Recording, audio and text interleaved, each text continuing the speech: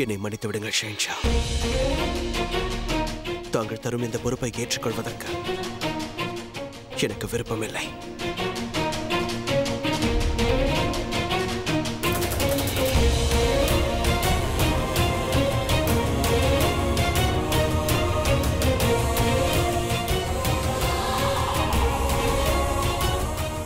நான் இளவரசரோடு தனியாக பேச வேண்டும். செல்லுங்கள்.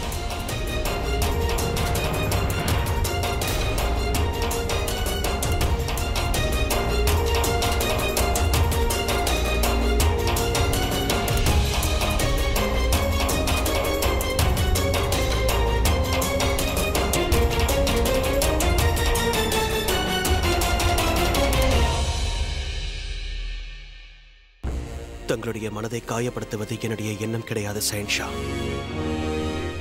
ஆனால் உண்மை என்னவென்றால் நான் இந்த பொறுப்புகளை ஏற்றுக்கொள்வதற்கு இன்னும் தயாராகவில்லை. ஏன் ஏன் ஏன் என்ற இந்த கேள்விதான் என் மனதிற்குள் நிறைந்திருக்கிறது. என்னை இந்த பதவியில் அமர வைத்து அழகு பார்ப்பதுதான் தங்களுடைய எண்ணம் என்றால் ஏன் என்னை தங்களை விட்டு 7 வருடம் ஒதுக்கி வைத்தீர்கள்? உண்மையில் உங்களுக்கு என் மீது அன்பு இருந்தால் எதற்காக என்னை அந்த சிறு வயதில் போருக்கு அனுப்பி வைத்தீர்கள்? ஏன் ஏன் ஏன் ஏன்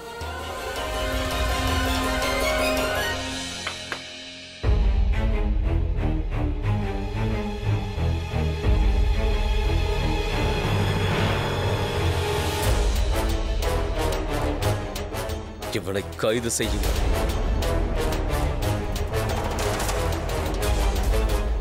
நில்லுங்கள்.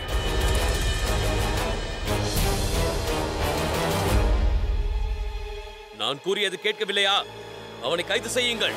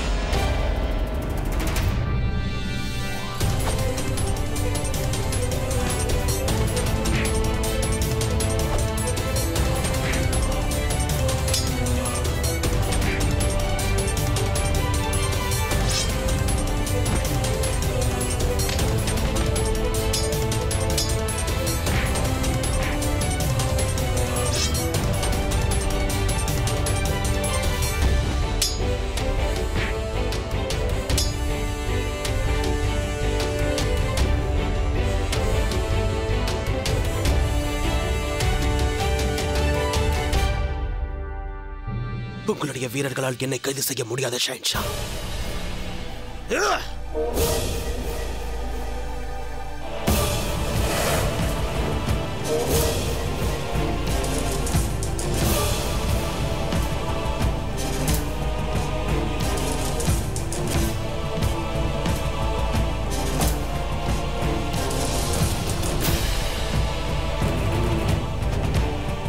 என்னுடைய சிப்பாய்களால் முடியுமோ இல்லையோ, ஒரு விஷயத்தை புரிந்து கொண்டேன். இவ்வுலகத்தில் இருக்கும் எந்த ஒரு படையாலும் உன்னை கைது செய்ய முடியாது. இத்தனை வருடங்கள் நான் ஏன் உன்னை பிரித்து வைத்திருந்தேன் என்பது இப்போது உனக்கு புரிந்திருக்கும். ஏன் ஒரு 9 வயது சிறுவனை போர் மைதானத்திற்கு அனுப்பி வைத்தேன் என்பது.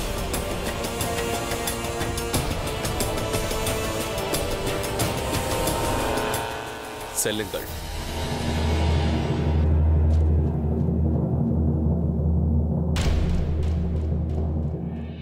ஷேக்கு பாபா, உங்களை வலிமையான போர் வீரனாக பார்க்க விரும்பினேன். அது இப்போது நடந்துவிட்டது. நீங்கள் ஒரு சிறந்த வீரனாக மாறிவிட்டீர்கள்.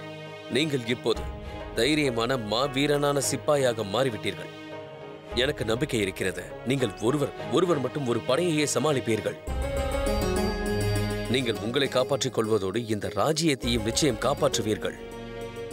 ஆனால் நீங்கள் ஒரு பெரிய வீரனாக இருப்பதோடு மட்டுமல்லாமல் உங்களை இந்த நாட்டின் ஷென்ஷாவாக ஆக்க விரும்பினேன். அதற்காகத்தான் உங்களை நான் இங்கே அழைத்தேன். அப்போதுதான் இங்கே ஒவ்வொன்றையும் உங்களால் கற்றுக்கொள்ள முடியும். நான் எடுக்கும் முடிவுகளை பற்றியும் நீங்கள் தெரிந்து கொள்ள முடியும். எனக்கு உங்கள் மீது அந்த அளவிற்கு நம்பிக்கை இருக்கிறது. எனது நம்பிக்கையை நீங்கள் காப்பாற்றுவீர்கள் என்று எனக்கு தெரியும். இடையூறுக்கு மன்னிக்க வேண்டும் ஷஹன்ஷா. நான் சிறு வயதில் எப்படி இருக்க வேண்டும் என்று தாங்கள் முடிவெடுத்தீர்கள். ஆனால் இப்பொழுது நான் எப்படி இருக்க வேண்டும் என்ற முடிவை நான் தான் எடுப்பேன். ஒருவேளை நான் தங்களுடைய மனதை காயப்படுத்தியிருக்கிறேன் என்று தாங்கள் நினைத்தால் எனக்கு மீண்டும் தண்டனை கொடுத்து என்னை போருக்கு அனுப்பிவிடுங்கள். நான் செல்ல தயாராக இருக்கிறேன். ஆனால் தங்களது விருப்பப்படி இப்பொழுது இளவரசர் என்கிற பொறுப்பை ஏற்றுக்கொள்ள நான் தயாராக இல்லை.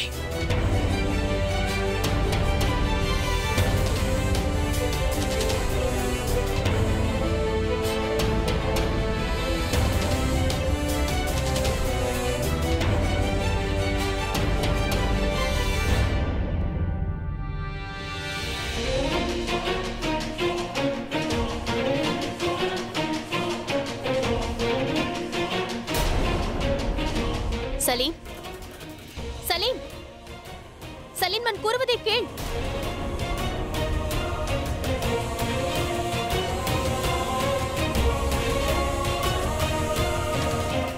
போத்தி, எனக்கு மிகவும் பயமாக இருக்கிறது. ஷெஹன்ஷாவிற்கும் சலீமிற்கும் இடையில் மறுபடியும் பிரச்சனையா? எல்லா சிப்பாய்களும் போய்விட்டார்கள். பிறகு சலீமும் கோபமாக செல்கிறான். நிச்சயமாக அவர்களுக்குள் ஏதோ நடந்திருக்க வேண்டும். என்ன செய்வது ஜோதா? தந்தையும் மகனும் வேறு வேறாக யோசிக்கிறார்கள். தந்தை ஷெஹன்ஷாவாக யோசிக்கிறார், ஆனால் பிள்ளை சாதாரண சிப்பாயாக யோசிக்கிறார். இருவரும் என்ன வேண்டுமானாலும் யோசிக்கட்டும். ஆனால் இம்முறை பிளவு ஏற்படுவதற்கு நான் அனுமதிக்கவே மாட்டேன். ஷெஹன்ஷாவிற்கும் சலீமிற்கும் இடையில் எந்த விவாதமும் வரக்கூடாது.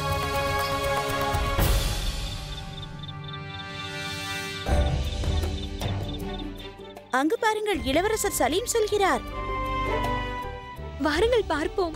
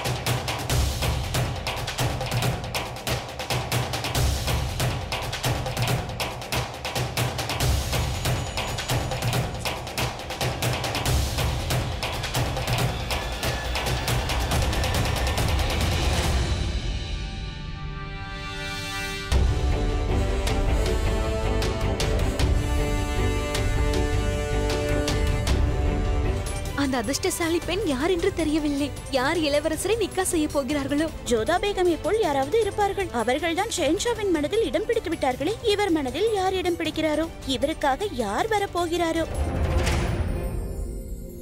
உன் அவசரத்தினால் இளவரசர் சலீமை பார்க்க முடியாமலேயே போய்விட்டது.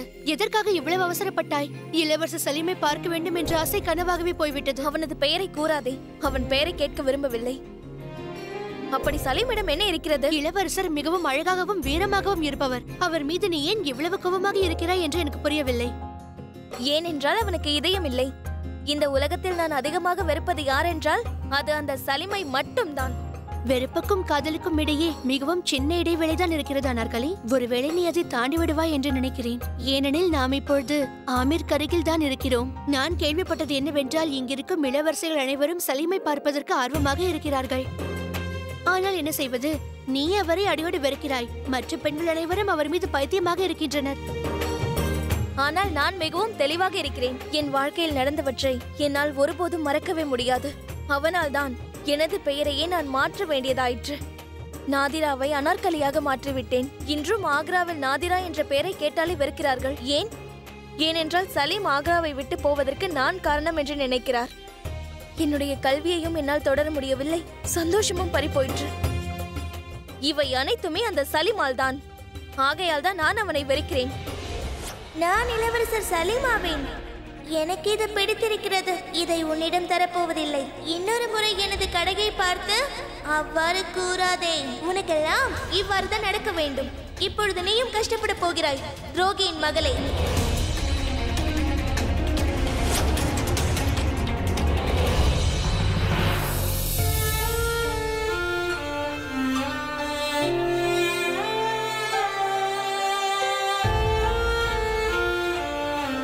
எத்தனை ராஜகுமாரிகள் அவரை சொந்தமாக்கிக் கொள்ள தயாராக இருந்தாலும் சரி, நான் ஒன்றை நன்றாக அறிவேன். அவனை யார் திருமணம் செய்கிறார்களோ அவள்தான் இந்த உலகிலேயே துரதிருஷ்டசாலி ஆவாள். அவளுக்கு அனைத்தும் கிடைக்கும், ஆனால் காதலும் நிம்மதியும் கிடைக்காது. ஏனென்றால் இளவரசர் சலீமிற்கு ஒரு பெண்ணின் மனதும் புரியாது, காதலை பற்றியும் தெரியாது. அவன் ஒரு ஈவரக்கமற்ற ஷெஹின்ஷாவாகத்தான் நிச்சயமாக போகிறான். சலீமின் பெயரை கேட்கும் பொழுது எனக்கு தோன்றுவது ஒன்றுதான், வெறுப்பு மட்டுமே தவிர நிச்சயம் காதல் அல்ல.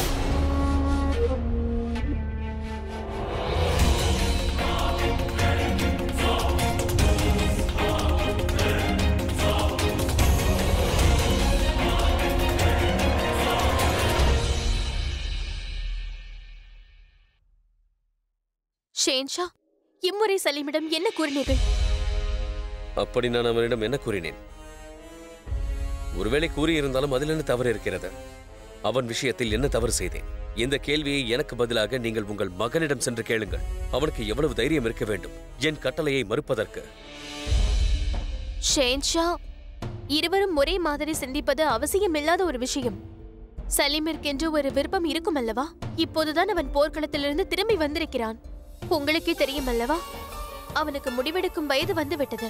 எந்த முடிவாக இருந்தாலும் அதை அவனே எடுக்கிறான். ஷேன்ஷா, அவனுக்கு சிறிது அவகாசம் கொடுங்கள். எனக்கு முழு நம்பிக்கை உள்ளது. நீங்கள் கூறுவதை சலீம் நிச்சயம் புரிந்து கொள்வான். அவன் கஷ்டப்படுவதை தங்களாலும் பார்க்க முடியாது என்று தெரியும். ஒரு விஷயத்தில் அவனை நினைத்து பெருமையாக இருக்கிறது ஜோதா பேகம். அதே நேரத்தில் அவன் எதற்காகவும் தடுமாறக்கூடாது. ஷேன்ஷா, சலீம் மனதால் யோசிப்பதால் தடுமாறுவான் என்று நீங்கள் நினைக்காதீர்கள். அவனுக்கு நேரம் கொடுங்கள், அனைத்தும் சரியாகிவிடும். இன்னும் எவ்வளவு நேரம்? ஒரு நாள், 2 நாள், 1 மாதம், 2 மாதம், 1 வருடம், 2 வருடம், ஆனால் 7 வருடங்கள். 7 வருடங்கள் நான் அவனுக்கு அவகாசம் அளித்து விட்டேன் ஜோதா பேகம். 7 வருடங்கள் ஒன்றும் குறைந்ததல்லவே ஜோதா பேகம். நான் உங்களிடம் ஒன்றை கூற வேண்டும் ஜோதா பேகம். நேரம் என்பது நதி நீரை போன்றது. எத்தனை தடை போட்டாலும் அது நிற்காது. அதே போல் மேடு பள்ளங்களை தாண்டி அது சென்று கொண்டேதான் இருக்கும். அது யாருக்காகவும் எதற்காகவும் நிற்காது. ஆனால் தேங்கிய நீர் ஆற்றலின்றி அமைதியாகத்தான் காணப்படும். நான் என்ன நினைக்கிறேன் என்றால், என்னுடைய குழந்தை தேங்கிய நீரை போல் இருக்கக்கூடாது. நான் விரும்புவது என்னவென்றால், அவன் நதி நீரை போல் இருக்க வேண்டும். நேரத்தை வீணாக்க கூடாது. இன்னொரு விஷயம், ஷேக்கு பாபா கூட பரவாயில்லை. உங்களுக்கே நன்றாக தெரியும், அப்போது எனக்கு 14 வயது.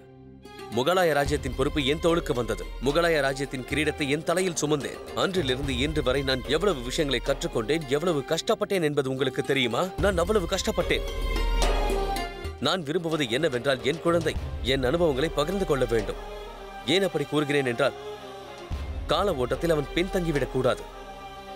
ஏனென்றால் நாளை என்ன நடக்கும் என்பது எனக்கும் தெரியாது, யாருக்கும் தெரியாது. அதனால் என்னை பொறுத்தவரை ஷேக்கு பாபா அந்த கால ஓட்டத்தை தளராமல் பிடித்துக் கொண்டே இருக்க வேண்டும். தங்களுக்கு கூட தங்கள் மகனை பற்றிதான் கவலை, வேறு யாரை பற்றியும் கவலை இல்லை. ஜோதா பேகம் ஒரு ஷெஹன்ஷா. தன் பிரஜைகளுக்கு ஒரு தந்தையை போன்றவர். எனக்கு என் மகனை பற்றிய கவலை மட்டுமல்ல, மக்களை பற்றிய கவலையும் இருக்கிறது. அதே கவலையில்தான் என்னுடைய மகனையும் நான் ஒரு பெரிய ஷெஹன்ஷாவாக விரும்புகிறேன். அதனால்தான் நான் ஷேக்கு பாபாவிற்கு அனைத்தையும் புரிய வைக்க முயற்சிக்கிறேன். பிறகு அனைவரும் அவனை மதிப்பார்கள். அவனிடமிருந்து மற்றவர்களும் பல விஷயங்களை கற்றுக்கொள்வார்கள். எனது ஆசை அது ஒன்றுதான் ஜோதா பேகம். என் இந்த விருப்பத்தை நிறைவேற்றுவதற்காக ஷேக்கு பாபா நான் என்ன கூறுகிறேனோ அதையே செய்ய வேண்டும். பிறகு ஜோதா பேகம், உங்களிடம் ஒரு வேண்டுகோள். எனக்கும் ஷேக்கு பாபாவிற்கும் இடையில் யாராக இருந்தாலும் வரக்கூடாது. அப்படி யாராவது இடையில் வந்தார்கள் என்றால் அதை என்னால் நிச்சயம் பொறுத்துக் கொள்ள முடியாது ஜோதா பேகம்.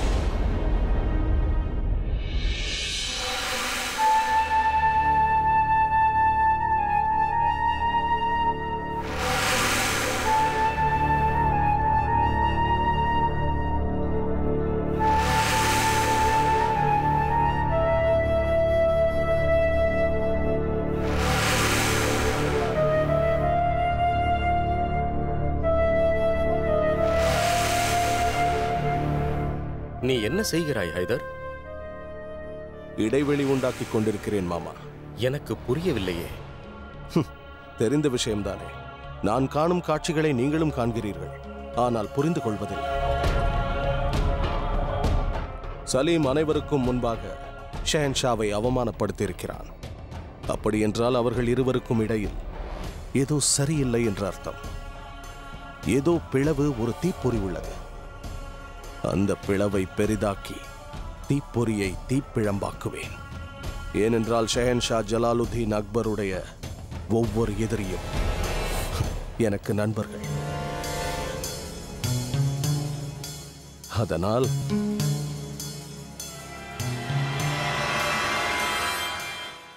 நான் சலீமுக்கு துணையாக இருப்பேன். ஷெஹன்ஷா, ராஜா பகவான் தாஸிடமிருந்து செய்தி வந்துள்ளது.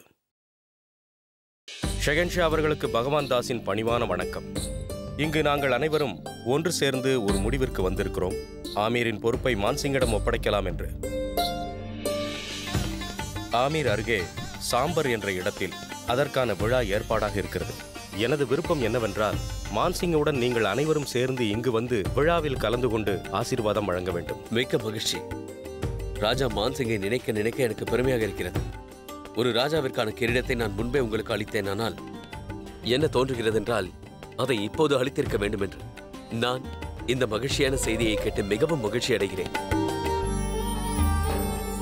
ஜோதபேகம், நான் ஆமீர் செல்ல தயாராக இருக்கிறேன். ஆனால் ஷேக் பாபா அனைவருக்கும் முன்பாக என் கட்டளையை மறுத்துவிட்டதால் அவர் என்னோடு ஆமீர் வரப்போவதில்லை என்று எனக்கு தெரிகிறது.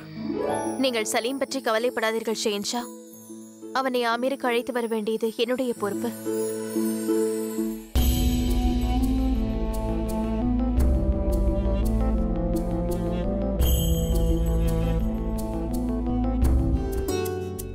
எங்கு செல்கிறீர்கள்? சலீமிடம் பேச போகிறேன். மான்சிங்க்கு பட்டாபிஷேகம் நடக்க போகிறது அல்லவா? அதனால் சலீமையும் ஆமீருக்கு அழைத்து செல்ல விரும்புகிறேன். அப்படியா? அது நடந்தால் மிகவும் சந்தோஷம். சரி, சென்று வருகிறேன். வாருங்கள்.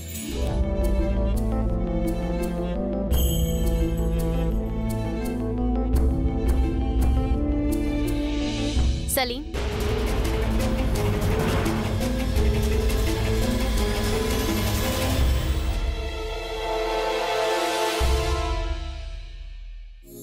இங்கு பார் சலீம்.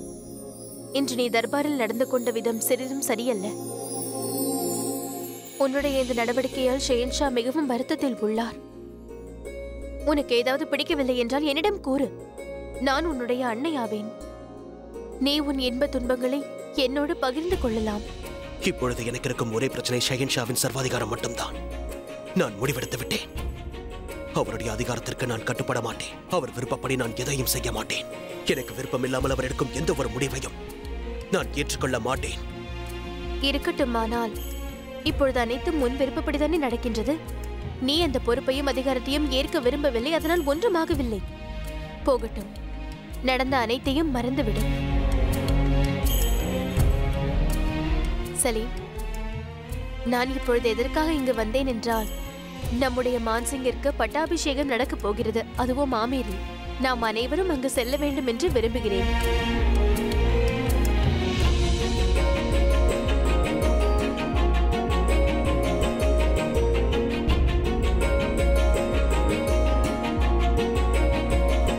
தாங்கள் அனைவரும் செல்லுங்கள். நான் வரவில்லை. எனக்கு வர விருப்பமில்லை. அவ்வாறு கூறக்கூடாது சலீம். மான்சிங் உன்னுடைய அண்ணன், உனக்கு குருவும் ஆவான். அவன் ஆமீரில் யுவராஜாக பொறுப்பேற்க போகிறான். அந்த விசேஷத்தில் நீ கலந்து கொள்ளவில்லை என்றால் எப்படி? அவன் வருத்தப்பட மாட்டானா? சலீம், புரிந்து கொள்வதற்கு முயற்சி செய். உன்னுடைய கோபத்தை குறைத்துக் கொள். எங்க பார், நான் கூறுவதை கேள். மான்சிங் எப்போதும் உனக்காகவே பாடுபட்டான். அவன் முகலாய ராஜ்யத்தின் நம்பிக்கைக்குரியவன், நவரத்னங்களில் ஒருவனாவான்.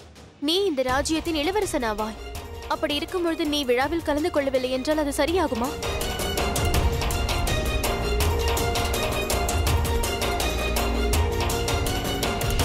நான் கூறுகிறேன் அல்லவா, என்னால் அங்கு வர இயலாது. தாங்கள் இங்கிருந்து செல்லலாம் ராஜமாதா அவர்களே. நான் தனியாக இருக்க வேண்டும். என்னை தான் 7 வருடத்திற்கு முன்பே தனியாக விட்டு விட்டீர்களே.